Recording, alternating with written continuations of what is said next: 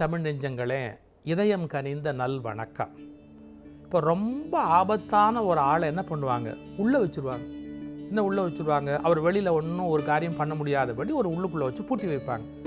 நம்ம உடம்புலையே ரொம்ப ஆபத்தான கருவி அப்படின்னு கடவுள் ஒன்று யோசித்தார். கடவுள் ஒரு கற்பனைக்கு சொல்கிறேனே, எது, இந்த நாக்கு. அதை என்ன பண்ணார் பாருங்க, அதுக்கு ஏகப்பட்ட காவல் போட்டார். அந்த நாக்கை வச்சு அதுக்கு முன்னாடி 32 பல்லு, 32 காவல்காரங்க. கொஞ்சம் எக்கு தப்ப அந்த நாக்கு இப்படி போச்சுன்னா டப்புன்னு கடிச்சிடும். அப்போ பாருங்கள், தூக்கி உள்ளே ஒளிச்சு வச்சுருக்காரு, ரொம்ப வேலை காட்டாத அப்படின்னு. அதுக்கப்புறம் உதடு, 2 உதடு, அந்த உதடையும் போட்டு மேற்பக்கமாக திறந்து மூடுற மாதிரி வச்சார். அப்போ இந்த நாக்கு எவ்வளவு ஆபத்தான ஒன்று. இந்த பாஸ்பரஸ்ன்னு ஒன்று இருக்கு.